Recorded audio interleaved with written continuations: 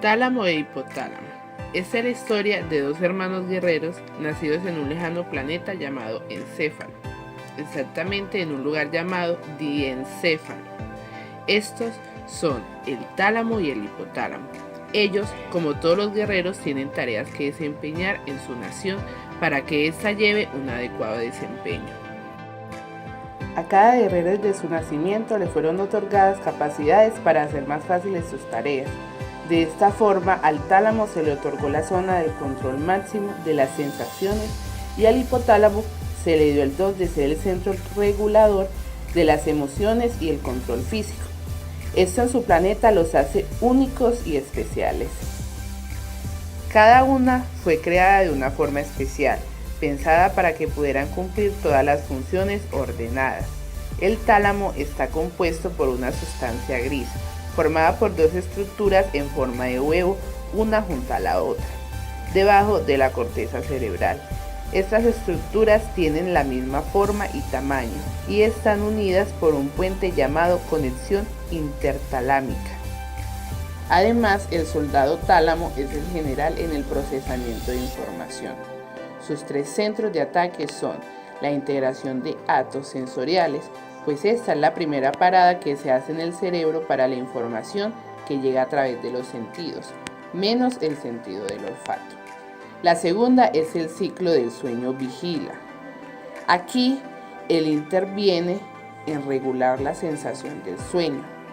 La tercera es la atención y conciencia. Esto se refiere en la capacidad de pensar en los propios pensamientos, el uso del lenguaje y la capacidad de centrar la atención en informaciones concretas.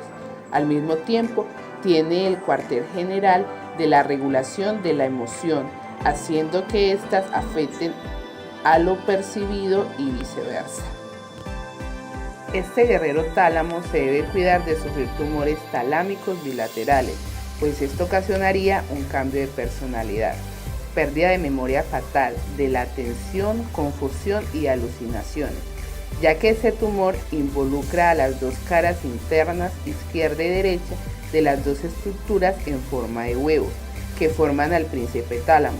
Mejor dicho, si el soldado tálamo muriera, la información sensorial no se procesará y originará confusión sensorial. El pequeño guerrero hipotálamo es el hermano menor. Él es esencial para la vida de su hogar. Este es muy pequeño y se refugia debajo de su hermano, el tálamo. Su mejor amiga es la hipofosis y están unidos por el tallo hipofisario. Una cualidad importante es ser regulador, pues él le gusta controlar una gran parte del sistema nervioso en el que trabaja. Por tanto, controla el sistema nervioso periférico y dentro de este sistema neurovegetativo lo admira por ser muy bueno para regular las actividades viscerales. De igual modo, por su manera de controlar la temperatura corporal y la cantidad de ingesta de alimentos, se dice que es muy organizado en sus funciones.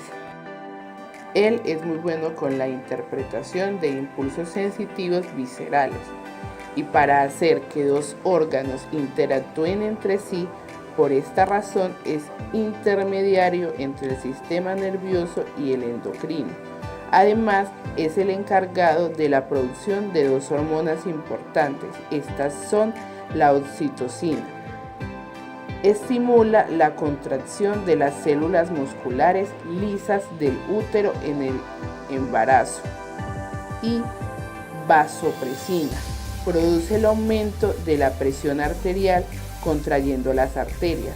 También produce aumento en el volumen de la orina, haciendo que los riñones remuevan el agua de la orina recién formada y la regresen al torrente sanguíneo. El hipotálamo, a pesar de ser el hermano menor, podemos notar que le encanta trabajar y lo hace muy bien. Estos dos hermanos mantenían su atención centrada en el correcto funcionamiento de su planeta, más específicamente del país donde vivían, pero cierto día llegó sin ellos percatarse cierta visita desconocida para ellos y dispuesta a atacarlos. Esto hizo que los dos hermanos guerreros entraran en disputas entre sí.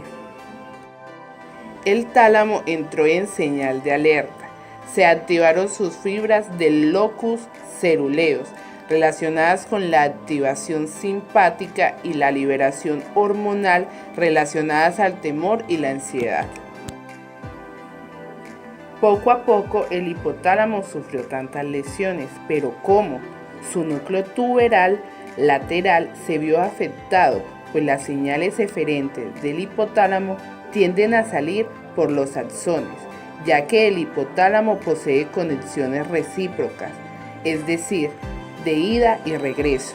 Estos axones del sistema límbico terminan en la zona lateral, la cual integra y libera las señales hacia otras partes del hipotálamo, así como el mesencéfalo, por lo cual las proyecciones del área infralímbica de la corteza cinglada son muy importantes, ya que éstas influyen en el tono autónomo. También la zona lateral es fundamental como centro integrados para el comportamiento ingesta.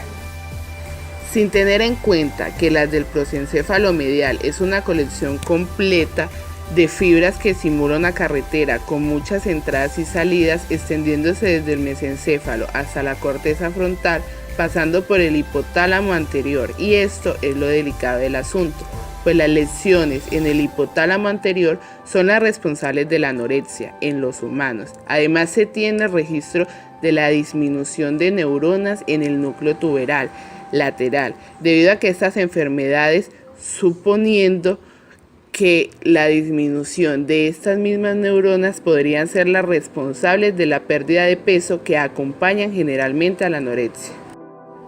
El tálamo, debido a tantas lesiones, empezó a tener confusión. Había olvidado todo, quedando seriamente lesionado. Tálamo, debido a tantas lesiones, empezó a tener alteraciones de habla, confusión apática, aplaneamiento afectivo y falta de espontaneidad de actos motores. Lo que él no sabía era que había tenido una lesión específica en sus núcleos medios dorsales, que estaban interrumpiendo sus conexiones recíprocas con las áreas de la corteza frontal y causaba en él una demencia, la cual ocasionaba cambios de personalidad severos.